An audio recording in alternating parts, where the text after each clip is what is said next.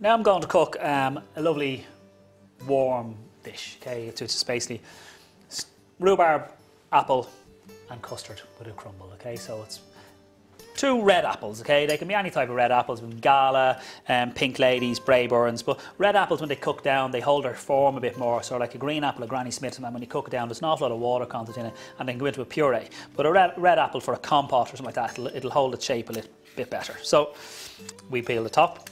It's much faster when you're doing cases of them. Do the bottom, and then we just go top to bottom like so. Just a silly little thing you pick up over the years, but as I said, when you're doing cases and cases of apples, trust me, you save hours. So now what you want to do, just chop the apple up into nice small dice, okay? So I'll just cut around the core, and then get your apple pieces, chop them up into nice small chunks. Just like that.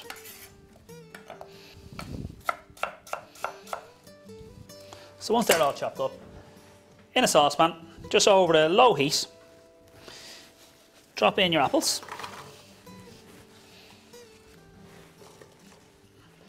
A sprinkle of sugar, about 10% sort of sugar to apples, okay? But just sprinkle. What the sugar's going to do, the sugar's going to draw all the moisture and all the juice out of the apples, okay?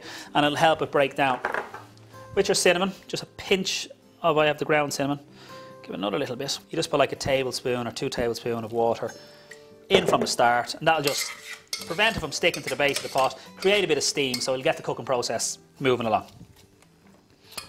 So once you've mixed all that around, cinnamon and all is mixed, just pop a lid on it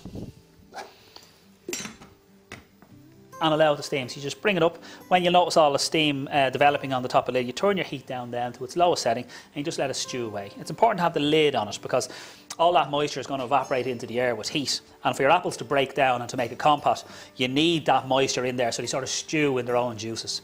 So what I'm going to do is just slice the rhubarb up into small, small pieces.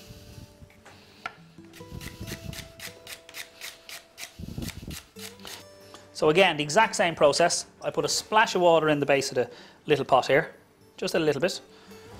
I'm going to put all this rhubarb in. And with rhubarb then, you want about 30% sugar. So you need an awful lot more sugar. So you'd sprinkle that sugar in from the start. And again, just stir it all around. Make sure all your rhubarb pieces coated in sugar. And like the apples, you just pop a lid on and you just allow it to steam. See the apple, it's only on there now about 2 or 3 minutes, but you can see that juice already coming out of the apple. Like there's lots of juice there. And that's because you've the lid on, okay?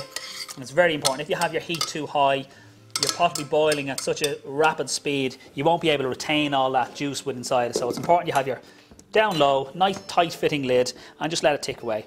The apple will take about 10 minutes, even 5 minutes. The rhubarb will take about 10 minutes. So get your walnuts and almonds. So just raw, nothing done to them. I'm just going to chop them up. You can crush them, you can wrap them in a towel and bang them, whatever way, depending on the quantity that you're doing. But you just chop them up into nice small pieces. So now that they're all chopped up, okay, so within here now, what I'm going to do is add in some flour, just normal regular flour, some sugar, some caster sugar. Mix all your ingredients around. So all your nuts, flour and sugar is all coated. And then what we want to do now is you want to get some butter. So I'm using Avonmore unsalted butter. So I want about 25 grams of this butter. And then what we want to do is just melt it. Drop it into a small pot. And I'm just going to let it melt. That's it.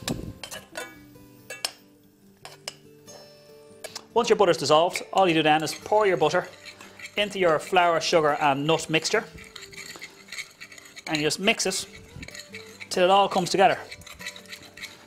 And then you get your hands in and you just rub it all together till you get this lovely crumbly texture. So I'm just going to add a touch more butter into this, okay, just because I want it to come together a little bit better.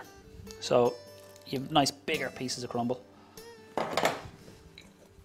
Okay, so that's perfect for me now. So all you have to do now is pour it onto a baking tray. Spread it out.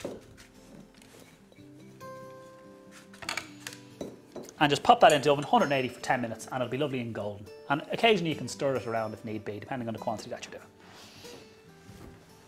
All the excess moisture has evaporated away from the actual apples. Just want to stir it then, just to break them up ever so gently, just like so. And then you can pop it into a little dish, ready to be used. And again, the beauty of that is you can have this done the day before. You don't need to do it on the day. But you'll find with the rhubarb contains an awful lot of excess juice. So once you take the lid off it, then you want to turn the heat up really, really high. And you want to evaporate some of this excess moisture that's in it, because at the moment it's quite a soupy consistency, and you want to get rid of all that water, because at the end of the day water tastes of nothing. So when you evaporate and reduce that water, you really concentrate the rhubarb flavour, so it'll work really well with your dessert. So now this rhubarb is, all the excess moisture has reduced off it. You just have the pulp. You can see it's completely broken down now. It's cooked through, and that again is ready to be taken off to one side to be used later. So now this crumble is baked, okay, and that's it. You just want that golden colour on it, okay. You don't want any more than that. Too dark, it might get too bitter, okay. So just nice golden colour like so. I have your little serving dish. So what I do, spoon some of your apple compote into the centre. So I just make a little well in the centre, because I like the fact of you can have different flavours and different bites. You're not just mixing the apple and rhubarb together, it all just blends into one. So I make a little well in the centre like that, a little hole, and then in that little hole I put my rhubarb compote into the centre of it. Then to finish it off, what you want to do is get your crumble and you sprinkle your crumble mixture over the top. Now, don't put too much on, okay? You want to be able to see all them colours, okay? You want to see a bit of the pink. You want to have the fruit. It is a fruit dessert. Just put a little bit of crumble. And then, as I said, a dessert like this cannot, and I'd be eaten without delicious Avonmore custard, okay? So for me, you just spoon it on right into the centre of it. And you know what I do? I just get it out and I fill up a pouring jug and I leave it on the table, because I can never have enough of it. And I just keep pouring it on and on and on and on until it's all gone. So I leave that to one side, and then to be extra indulgent, some freshly whipped Avonmore cream just to finish it off. So you just have the cream and the custard. You can have the hot custard, the cold cream, the warm crumble. It's beautiful.